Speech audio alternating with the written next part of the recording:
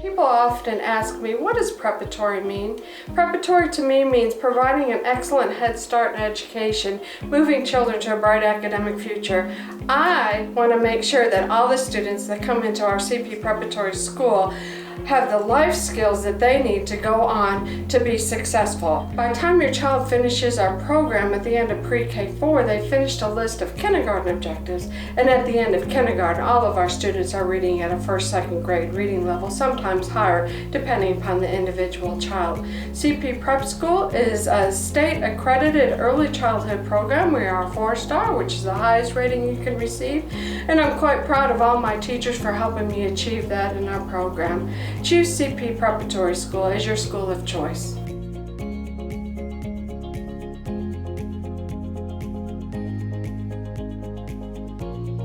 When all of the kids get here, we try to normally start out with breakfast, and we feed them in the morning, and then we go off into our circle time. And during our circle time, we get them all together, try to get them focused and get their attention, and try to teach them different things. I like babies. Honestly, I like babies, and I think the baby's first year is very important because that's whenever they start developing new skills, they try to be a little bit more independent, and that's what we're here for, to try to encourage that for them, help them learn, feed themselves, if they are crawlers, to help them walk. They pretty much on demand now. So it's like whenever they tell us they need something, then that's what we do. We attend to their needs. We teach them, of course, but we also give them that love, that I'll be here to help you, to guide you. Next thing you know, they love you. They want you to carry them and stuff all the time, and so you just have that bond with them.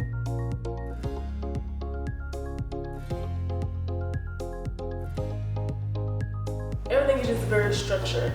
We're very heavy about being sanitized and being focused on the health aspect of things, because if you don't have a clean environment, you don't have a structured environment, then the kids can't have the opportunity to engage. So that's what we like to focus on here, cleanliness and structure. Outside they have different cars, different trucks that they can push, and there's learning their gross motor skills, learning how to run, skip, and they have different colors out there. When me and Miss Gloria are out there, we sit there and we point out, well, what's that in the sky, or is that a plane, or look at the different colored cars coming by. There's always an opportunity to learn, even when you can't really communicate stuff or you don't necessarily understand the concept. It's just the idea is like, here it is.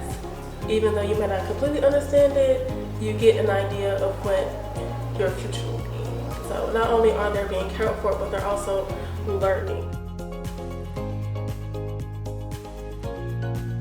Very important for the 2-year-olds to learn their letters, their numbers, and their shapes, because when they get into the next classroom, they're already prepared for sounds, patterns, numbers, and shapes, and they recognize them. Since they're pre-K2 students, we usually use letters and have them trained so that they know how to write. I like for them to build memorization skills as far as recognizing the letter and the sound of the letter. Whenever we go into our storytelling, I like to repeat the story at least almost every day so they can retell the story to me. Like Humpty Dumpty, we also have 1, 2, buckle my shoe. As far as numbers, 1, 2, buckle my shoe elaborates on that. I want them to read, I want them to learn how to read, I want them to learn how to recognize letters and numbers and shapes. I like the younger kids because we start from the beginning, so there's no way to already be behind, and that way they get a great foundation at this point of just their basic skills. It's just a foundation for them to go to kindergarten to be prepared, so they learn how to socialize, how to follow the rules. We like to also focus in on self-help skills, where they're still needing some growth in restrooming, self-clothing, changing, washing our hands on a regular basis, using the water fountain. Sometimes those seem like small things, but those are big lessons for 3-year-olds. When they go to kindergarten, the teacher's not having to teach them their basics, they're going in with those basics already. They'll know their letters, they'll know their name, they'll be able to know their numbers and identify different things in math. I can see a lot of difference from the day they walk in, from the first day of the school, to the last day of the school. Even the shy kids who walk in the first day who is not ready to talk, by the end of the year, all they want to do is talk. To see them catch one thing, they just get so excited because they know their name begins with this letter and they learn to write that letter, so it becomes a big deal, or they see that letter throughout the building. So just to see the excitement in their eyes. So in the progression of a year, you start off with a couple students who already come in with information, and so you just enhance it by allowing them to kind of be individualized until you learn what they can and can't do. I feel like the first thing for us writers is to know how to form lines and talk about the different characteristics of a letter. So for example, like the letter B, I will write the letter that has a line with a big bubble on the top and a big bubble on the bottom. So that's something that they can always remember. Instead of just looking at that letter, they remember how the letter is actually formed. So you work on things like that, such as cutting small pieces of paper and then cutting a big piece of paper. Then you can cut a half piece of paper, and then now they build their fine motor skills. When you make them feel comfortable, then they show you what they're really capable of doing. Because when they're not comfortable with you, they're more in a shell and reserve. But as soon as they open up to you because you open up to them, then you get little loving angels all the time.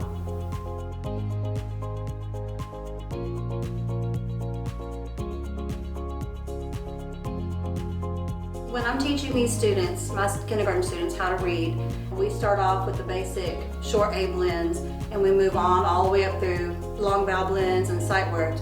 And we're sitting on the carpet and we're reading together, and to see them sit and be able to sound it out phonetically and to recognize a sight word, and their faces will just light up. Because when we first start learning to read, I hear a lot of "I can't do it." And then after practicing and practicing and practicing, we've learned that in kindergarten, it literally will just click. And they'll just all of a sudden be like, I do know that word. And then they'll read it, and then they start gaining that confidence, and that's my favorite part, is when they can actually say, oh, I do know that word, and I can sound that word out. And then they're reading whole books, and words like, habitat that they would never think to sound out, they can sound it out phonetically, and it just amazes them that they're able to sound it out, and it's an actual word that they know.